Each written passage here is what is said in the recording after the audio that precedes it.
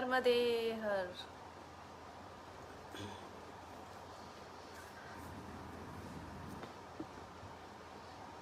इस प्रार्थना के साथ आज का लाइव सेशन आरंभ करती हूँ कि आप सब स्वस्थ हैं और पूरी आशावादिता से अपना मनोबल बनाए हुए हैं। पिछले 2-3 दिन के सेशन में मैंने ध्यान पे बहुत जोर दिया था और उसका कारण भी यही था कि जो परिस्थितियाँ चल रही हैं उसके कारण हम पे पर्याप्त समय भी है और ये समय भी है समालोचना करने का। और सबकी भिन्न भिन्न समालोचना होनी चाहिए। तो वो जो एक प्रश्न आपको दिया गया है स्वयं से करने का कि मैं कौन हूँ, उसमें कहीं ना कहीं यही एक भाव निहित है कि जो आसपास का माहौल है उसकी हम एक बार समालोचना करें कि आज हमारी सृष्टि, आज हमारा ये विश्व, ये भारत और हम सबका जीवन आखिर इस भयानक स्थिति पे क्यों पहुंच गया।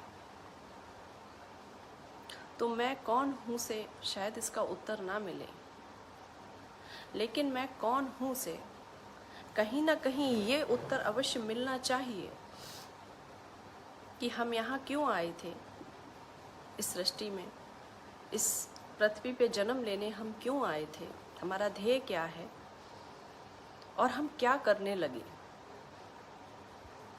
और यदि हमें इसका उत्तर मिल जाएगा कि हम क्या अनुचित कर रहे हैं और क्या उचित करना चाहिए, तो कम से कम अपने अपने हिस्से की भागीदारी हम इस सृष्टि में पूर्ण आशावादिता के साथ दे सकते हैं। और अगर हर व्यक्ति अपनी जवाबदेही संभाल लेगा तो कहीं ना कहीं न केवल उसके भीतर के पंचतत्व संभल जाएंगे परंतु समस्त भारत के पंचतत्व संभल जाएंगे, क्योंकि भारत के पंचतत्व हम सब ही तो हैं। हम सब मिलके ही तो भारत बना रहे हैं। लेकिन इस व्यवस्था में जो हम जीते हैं प्रतिदिन,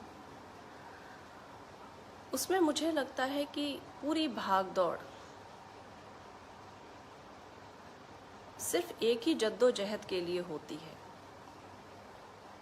कहीं ना कहीं प्राथमिकता से हमारे मन में एक भाव रहता है और हमारी बुद्धि में एक विचार रहता है और उसी की जद्दोजहद में हम पूरा दिन काट देते हैं। हमारी पूरी दिनचर्या सिर्फ उस एक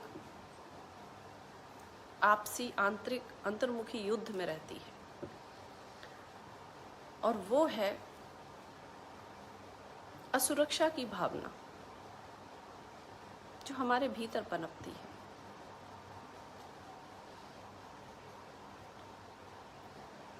हम हर समय इस व्यवस्था में रहते हैं कि हम कितने सुरक्षित हो जाएं, चाहे वो प्रेम संप्रसंग हो, चाहे वो पारिवारिक संबंध हो, चाहे वो बिजनेस हो, चाहे वो नौकरी हो, चाहे वो राजनीति हो।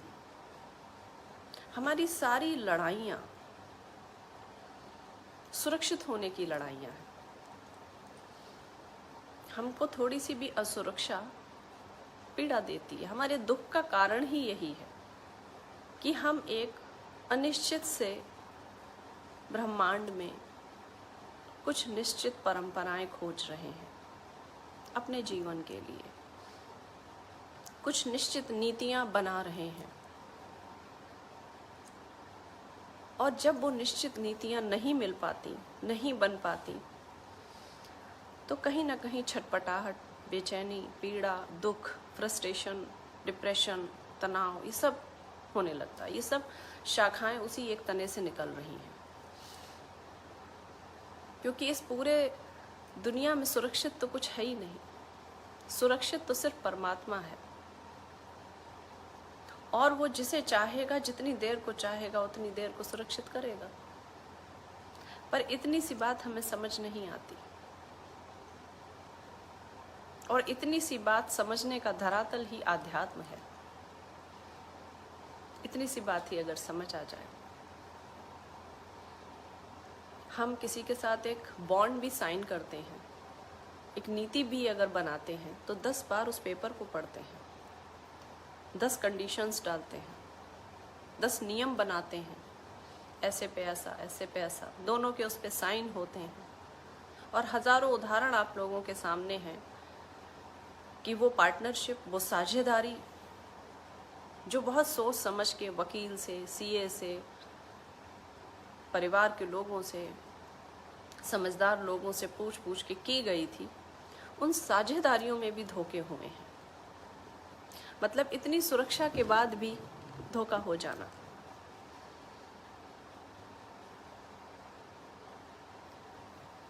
उस सुरक्षा की चिंता में खुद को घोले रहना। और हम ये जानते ही नहीं हैं कि जो हमारा इंतज़ाम है, जो व्यवस्था हम कर रहे हैं, वो चींटी जैसी है। और जैसे चींटी के लिए हम हैं बड़े से विराट, ऐसे ही हमारे लिए वो परमात्मा है।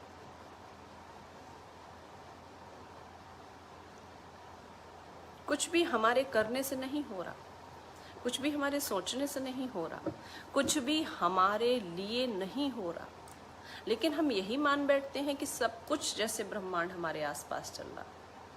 हमारे साथ उसने ये किया, हमारे साथ उसने ये किया, हमसे उसने ईर्ष्या रखी, हमसे उसने घृणा रखी, हमसे उसने प्रतिस्पर्धा रखी, हमसे वो चिढ़ता है। हम और हम करके हम परमात्मा बन जाते हैं। फिर अगर हमें कोई दुख हो जाए तो हमने तो कुछ गलत नहीं किया था, हमने ऐसा, हमारे साथ ऐसा हो गया। एक चींटी चीनी का एक दाना लेके चलती है अपने घर की व्यवस्था के लिए, और किसी मनुष्य का पैर उस पे पड़ गया, उसकी मृत्यु हो गई, अनजाने ही पड़ गया। उस मनुष्य ने, उस इंसान ने जान के पैर नहीं रखा, अनजाने ही पड़ गया, नहीं दिखा उसको, वो चल रहा था, नीचे से चींटी निकल गई। अनजाने ही एक घटना घटी, ना उसमें मनुष्य का कोई योगदान रहा, ना उसमें चींटी का कोई योगदान था, अकारण ही हो गया। कुछ भी जान के उसने ये अपराध नहीं किया, लेकिन सोचिए वो चींटी मर गई, उसके कितने सपने होंगे। वो जो चींटी चीनी का दाना लेके निकली थी, न जाने क्या अपने बच्चों से कह के निकली होगी, क्या सपने लेके निकली होगी, क्या व्यवस्था बना रही थी वो। ऐसा होगा तो ऐसा, ऐसा होगा तो ऐसा, ये दाना लेके ये करूँगी। उनकी भी अपनी एक दुनिया होती होगी, उनके भी अपने कोई विचार, भाव, प्रेम, घृणा होती होगी। और एक क्षण किसी मनुष्य का पैर रखा और उसके सारे सपने ढेर हो गए। चींटी भी अपनी जगह गलत नहीं थी, वो ऊपर देख के, दाएं बाएं देख के नहीं चल सकती थी कि कोई मुझ पे ना रखे। उसे तो ये भी पता नहीं था अगले क्षण ये वज्रपात उस पे होने वाला है। और मनुष्य की भी कहीं गलती नहीं थी, क्योंकि उसने जान के तो नहीं किया, बहुत देख के नहीं चल पाया, नहीं नजर आई, वो इतनी छोटी थी कि नजर नहीं आई। किसे अपराधी कहेंगे आप इस प्रसंग में? कहने का अर्थ ये है कि जो दुनिया में घटित हो रहा है वो सिर्फ हमारे लिए नहीं हो रहा है, हम उसका एक हिस्सा भर हैं, एक कण मात्र है। हमारे सारे इंतजाम चींटी भर ही हैं। हम कितना भी कुछ ले आए, रख लें, व्यवस्था बना लें, पर उस विराट का एक इशारा और सब उसके हिसाब से। हमारी सारी व्यवस्थाएं रखी रह जाती हैं, हमारी सारी योग्यताएं कोरी रह जाती हैं, तो सब होता चला जाता है। लेकिन फिर भी हम सुरक्षित होने का भय छोड़ नहीं पाते। हर बॉन्ड को सुरक्षित करते हैं, हर रिश्ते को सुरक्षित करते हैं, 10 बार शर्तें लगाते हैं। और अब तो हम संबंधों में भी शर्तें लगाने लगे हैं, तुम ऐसा करोगे तो हम ऐसा करेंगे। सुरक्षित होने का भय है ये, भले ही वो ना करें, ये धमकी है, ये आंतरिक असुरक्षा है। जो कहीं भी बाहरी किसी नीति या व्यवस्था से नहीं आने वाली। हमसे पहले हजारों प्रजातियां ऐसी हैं जिनके अवशेष मिले हैं, जो ये इंगित करती हैं कि वो प्रजातियां रही हैं और इसी पृथ्वी पर हजारों साल उन्होंने राज्य किया है, जीवन जिया है, पर आज उनका कोई भी वंश नहीं है, आज उनका कोई नामो निशान नहीं है सिवाय स्मृतियों के। हमसे पहले जो भी आया था वो मिट गया है। हजार व्यवस्थाएं उन्होंने भी की होंगी, लेकिन एक उस अस्तित्व का इशारा और सब मिट गया। सब छोड़ के चलना पड़ता है फिर। मैं नहीं कहती कि व्यवस्था मत करिए, मैं भी करती हूँ। मैं नहीं कहती कि बुद्धि मत डालिए। अगर कोई पेपर पे आप साइन कर रहे हैं तो आप उसको 10 बार पढ़िए, मैं भी करती हूँ। उसको इत्मीनान से एक बार पढ़ती हूँ। जहाँ कुछ गड़बड़ लगता है सामने वाले से बोलती भी हूँ कि भाई ये समझ नहीं आया, इसको थोड़ा सा बदलाव कीजिए। आप अपने बिजनेस में, अपनी नौकरी में, अपनी राजनीति में, अपने सामाजिक जीवन में खूब सोच विचार के ही फैसले कीजिए, पढ़ लिख के ही करिए, अपनी शर्तें भी डालिए। यही व्यवहारिक जीवन है, यही जीना चाहिए। मैं सिर्फ इतना कहती हूँ, चिंता की चिंता मत करिए। व्यवस्था हो जाए जब, तो उसकी चिंता मत करिए। जब दो लोग एक बार एक साझेदारी में, एक बिजनेस में साथ चल दें, फिर साथ चलने के बाद मंशा उसमें नहीं आनी चाहिए शंका। फिर मंशा ये नहीं होनी चाहिए कि संदिग्धता है। ये जो रीचेक वाली फिलॉसफी है, इसे अपने जीवन से निकाल दीजिए। यही असली असुरक्षा है।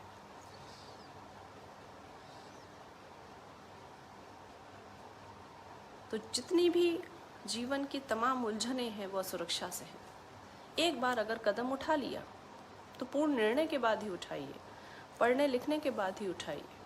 लेकिन जब एक बार वो कदम उठा लीजिए तो इस प्रार्थना और इस हिम्मत के साथ उठाइए कि अब पूर्ण विश्वास से जो थोड़ी बहुत संदिग्धता है भी, शंका है भी, वो मैं अपने विश्वास से पूरा कर दूंगा। क्योंकि इस दुनिया में गारंटी जैसा कोई शब्द नहीं है, और आजकल तो संबंधों तक की गारंटी नहीं है। जिस तरीके से आप देखते हैं बीते सालों में रिश्ते टूटे हैं, उसमें तो संबंधों तक की गारंटी नहीं है, उसमें तो उन 7 फेरों तक की गारंटी नहीं है। अब तो एक कागज है और कागज पे लिख दिया जाता है। अब आप सोचिए, उस कागज पे कोई एक पक्ष तो साइन करके अलग होने को तैयार है, पर दूसरा तो नहीं अलग हो पा रहा। लेकिन उस पे ये दबाव है कि एक साइन करो और उन स्मृतियों को विराम दे दो, और करना पड़ता है। अब सोचिए कितने सुरक्षित चले थे। समझाया तो ये गया था भाई 7 जन्म तक भी साथ रहना है, और 7 महीने भी साथ नहीं रह पाए, 7 साल भी साथ नहीं रह पाए। आपने सुरक्षा की जिम्मेदारी उन सबको समझा दी थी 7 जन्म तक की। यही है आंतरिक असुरक्षा, और 7 महीने भी साथ नहीं रह पाए। ये सौंदर्यपूर्ण है हमारी संस्कृति का, लेकिन वो सौंदर्य जब बनाया गया था, जब ये बताया गया था कि 7 जन्म का रिश्ता है, तब के परिवारों में और उनके संतानों में वो निष्ठा, वो समर्पण, वो प्रेम, वो वात्सल्य समझाया जाता था, सिखाया जाता था, और होता भी था, क्योंकि उन्होंने अपनी पहले की पीढ़ियों को ऐसे ही देखा है। अब चूंकि आज हमारी पीढ़ी इतना अलगाव देख रही है, इतना विच्छेद देख रही है, तो आने वाली पीढ़ी हम ही से सीख रही है, तो उसको ये बातें बहुत साधारण है कि अब अलग होना बहुत बहुत आम बात है। अब ये बहुत आम बातें हो गई हैं। तो हमारी व्यवस्था चीटी भर है, वो एक दाना लेके चलती है और कुछ ना कुछ हादसा हो जाता है और सब खत्म, उसकी पूरी दुनिया मिट गई, कुछ नहीं बचा। हमारे पहले बहुत सी ऐसी कीड़े मकोड़े जीव जंतु आए, और अब नहीं है। एक इशारा उसका होगा और पूरा जीवन मिट जाएगा, पूरा जीवन कहीं ना कहीं परिवर्तित हो जाएगा। मैं जीवन की बात कर रही हूँ, आपकी और अपनी नहीं। सिर्फ आपके लिए ये फैसला या निर्णय नहीं होगा कि अब कुछ बदलाव हो सृष्टि में, जीवन के लिए बदलाव होगा और उसमें हम चींटी जैसे पिस जाएंगे।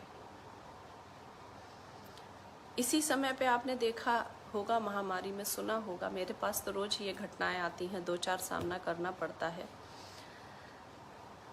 कि ऐसे हॉस्पिटल में हम किसी को एडमिट करा रहे हैं जहाँ सब कुछ है, अच्छा आईसीयू है, वेंटिलेटर है, ऑक्सीजन है, पैसा है, अच्छे डॉक्टर हैं, उनकी इतनी पकड़ है कि वो सब तरह से व्यवस्था देख रहे हैं, पर फिर भी जीवन चला गया। कितनी सुरक्षा की गई, आप सोचिए, कितनी सुरक्षा की गई और सब असुरक्षित हो गया। और मृत्यु पे तो अपना वश नहीं है, पर आप बड़ी बड़ी कंपनीज ऐसी देखिए जो बड़े व्यवस्थित तरीके से आगे बढ़ते हैं, उनका बॉन्ड साइन होता है, उनके पेपर साइन होते हैं, सब अच्छे सलाहकार होते हैं, और पता चलता है कि डिस्प्यूट हो गया। डिस्प्यूट का कारण अगर आप बहुत अंदर तक जाएंगे तो कहीं ना कहीं वही लालच होगा, क्योंकि सारी कंडीशन तो पहले ही लिखी गई थी, ये होगा तो ऐसा, ये होगा तो ऐसा, ये होगा तो ऐसा। लेकिन किसी एक पक्ष का मन बदल गया, कोई एक पक्ष का मन असुरक्षित हो गया, और उस असुरक्षित से उसने पूरे प्रोजेक्ट को असुरक्षित कर दिया। और सच बात यह है कि जब आप इस भावना से अस्तित्व को समर्पित हो जाते हैं कि तेरी राजी में ही मेरी राजी है, जैसा कि मैं अपने व्यक्तिगत जीवन में करती हूँ, अगर किसी भी साझेदारी में मुझे चलना भी है, एक बार निर्णय, उसके बाद अगर कोई मुझे एक सलाह भी देता है कि एक बार देख लेना, कुछ गड़बड़ ना हो जाए, तो मैं उनसे यही कहती हूँ, एक ही बार देखती हूँ, बाकी तो वो देखेगा। एक बार देख लिया क्योंकि बुद्धि विवेक दिया गया है, एक बार देख लिया और पढ़ लिया, समझ लिया, जो बदलाव करने हैं वो कर लिए, लेकिन उसके बाद अब आगे जो नियति होगी वो देखेंगे। और जो लोग असुरक्षित रहने को सदैव तैयार रहते हैं, आप यकीन मानिए अस्तित्व सिर्फ उन्हीं को सुरक्षित रखता है। जो लोग उस अनचाहे आक्रमण के लिए तैयार रहते हैं कि देखा जाएगा, जो उस चींटी वाली व्यवस्था में चीनी का दाना तो ले आते हैं बारिश के पहले व्यवस्था बनाने को, पर सोचते हैं अब आगे देखेंगे, जैसा होगा, गलत हुआ तो अच्छा हुआ तो। अब मैं स्वीकार करता हूँ, जो हामी भर देते हैं अस्तित्व के निर्णय के लिए पूर्व में ही, उन पे कभी आक्रमण नहीं होता, कभी आक्रमण नहीं होता। पूरा 1 साल 2 महीने हो गए हैं, मतलब करीब करीब 14 महीने हो गए हैं मेरे पिताजी को और मेरे भाई को प्रतिदिन उन लोगों के पास जाना जो संक्रमित हैं। प्रतिदिन, मैं बिल्कुल अतिशयोक्ति इसमें नहीं कर रही हूँ, और वहाँ उनकी ज़रूरत का राशन, दवाइयाँ या जो भी ज़रूरतमंद सामान है वो दे के आना, प्रतिदिन 14 महीने में।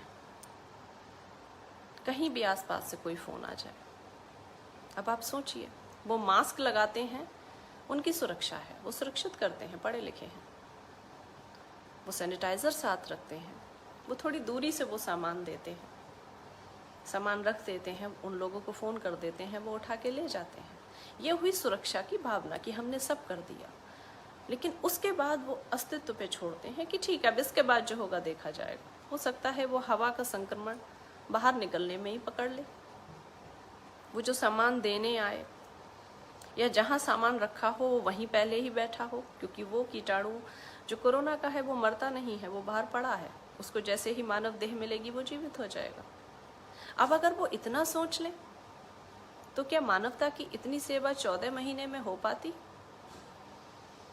क्या वो हजारों घर जो बिलख रहे थे, जो ये कह के फ़ोन कर रहे थे कि 2 दिन से तो कुछ खाया ही नहीं है, राशन है ही नहीं घर में, क्या उन घरों को राशन पहुंचा पाने की हिम्मत होती हम में? हम भी फ़ोन बंद करके बैठ जाते।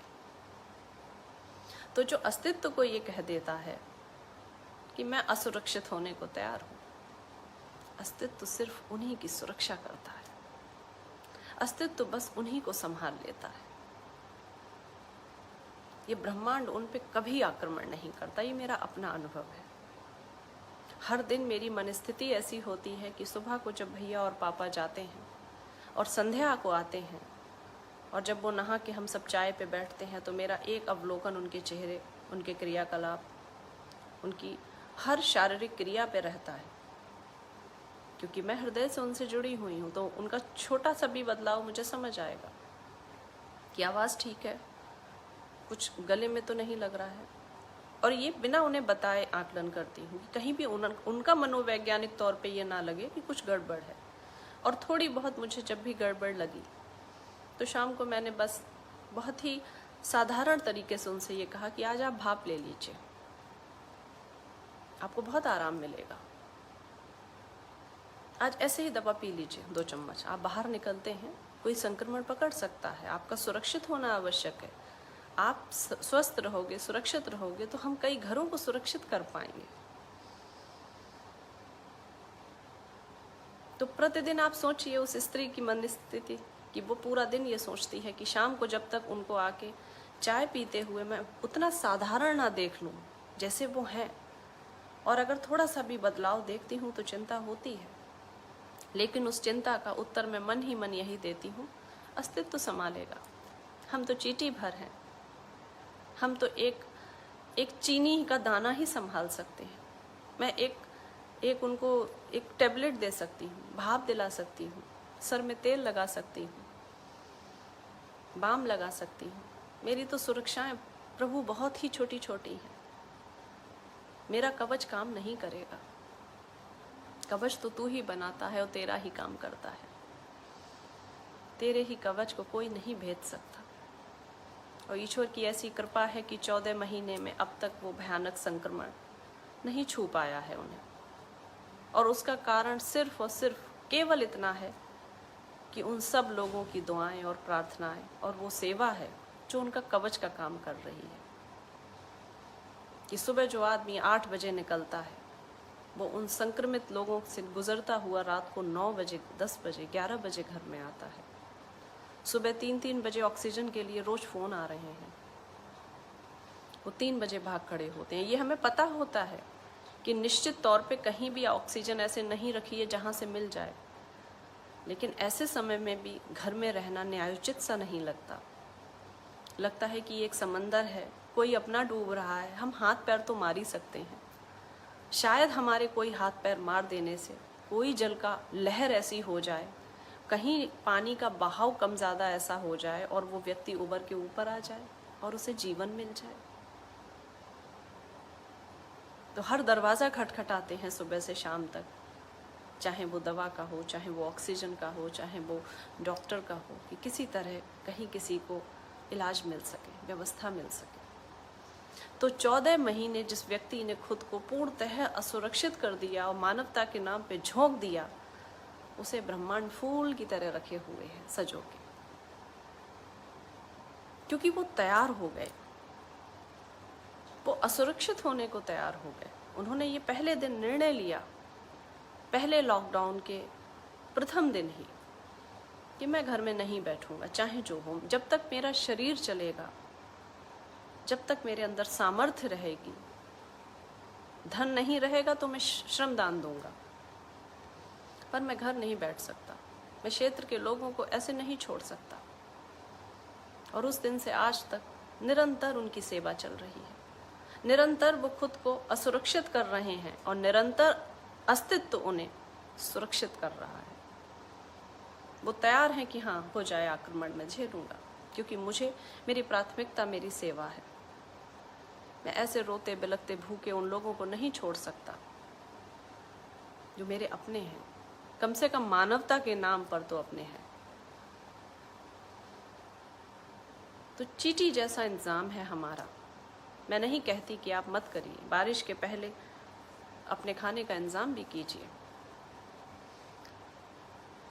हमारे आध्यात्मिक दुनिया में भी चातुर्मास होता है, तो हम 4 महीने के पहले अपनी एक व्यवस्था जमा लेते हैं, एक कोई स्थान देख लेते हैं, उसमें थोड़ा अपना भोजन या ज़रूरत का सामान ला के रख लेते हैं कि भाई 4 महीने अब एक ही स्थान पे साधना करनी है। हम भी ये करते हैं, लेकिन करते समय ये नहीं रहता है कि अरे अब 4 महीने का रोज का हिसाब रखें कि अगर चाय की पत्ती खत्म हो गई तो कहाँ से आएगी, अगर बारिश हो गई तो निकलेंगे कैसे, मार्ग बंद हो गया तो करेंगे क्या।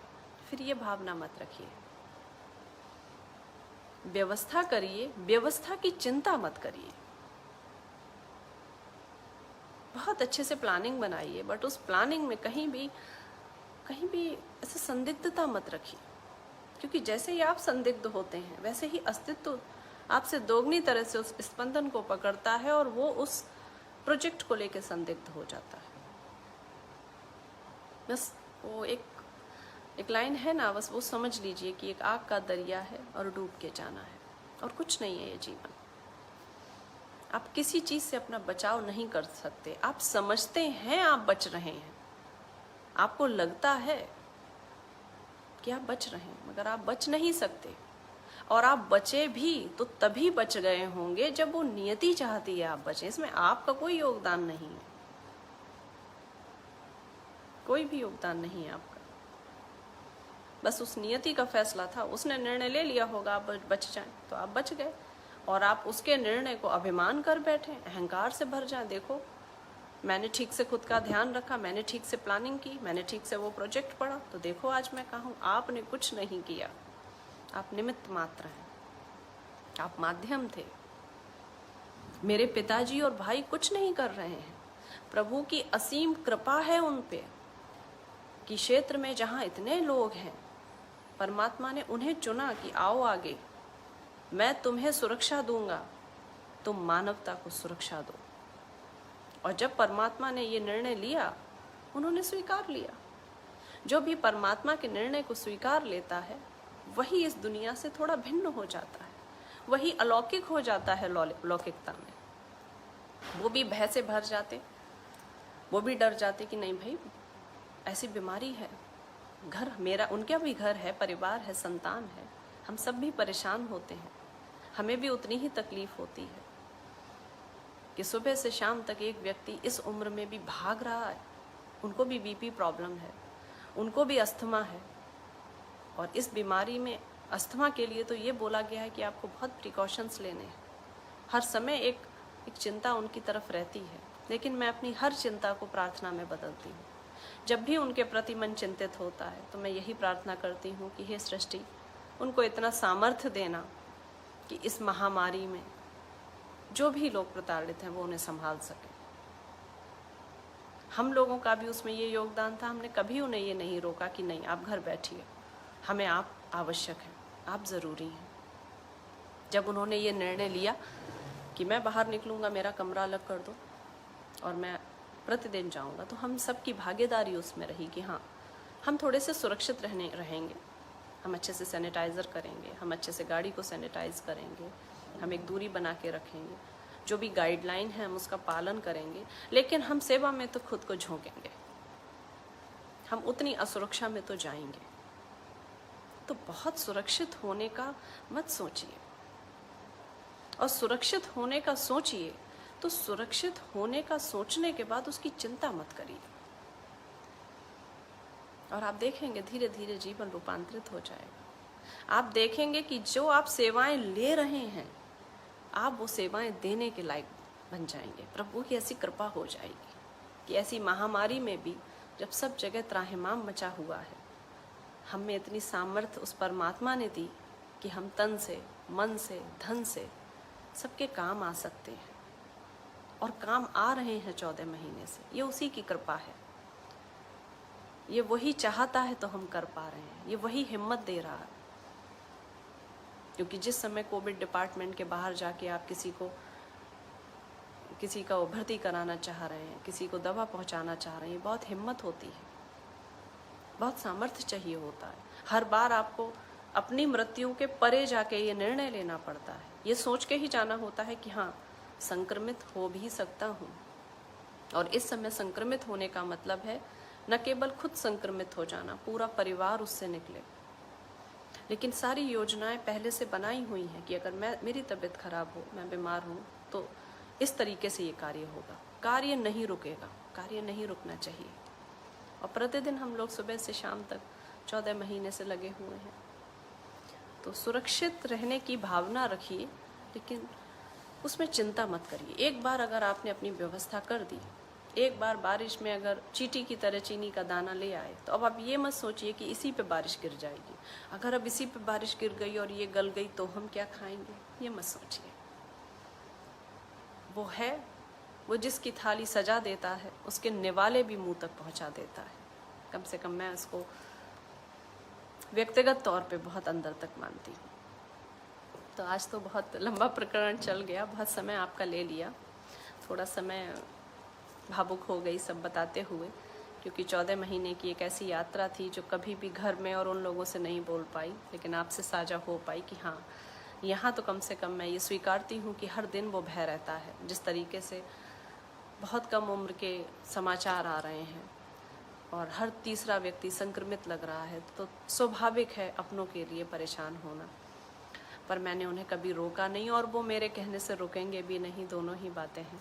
तो एक दूसरे के काम आते रहिए, मानवता को बचा के रखिए। ये वक्त गुजर जाएगा, चला जाएगा, व्यतीत हो जाएगा, ऐसा ना हो इस वक्त के साथ साथ हमारे भीतर की मानवता भी व्यतीत हो जाए। एक दूसरे के लिए खड़े होने का समय है। आप भी स्वस्थ रहिए और वातावरण को भी स्वस्थ रखिए। नर्मदे हर।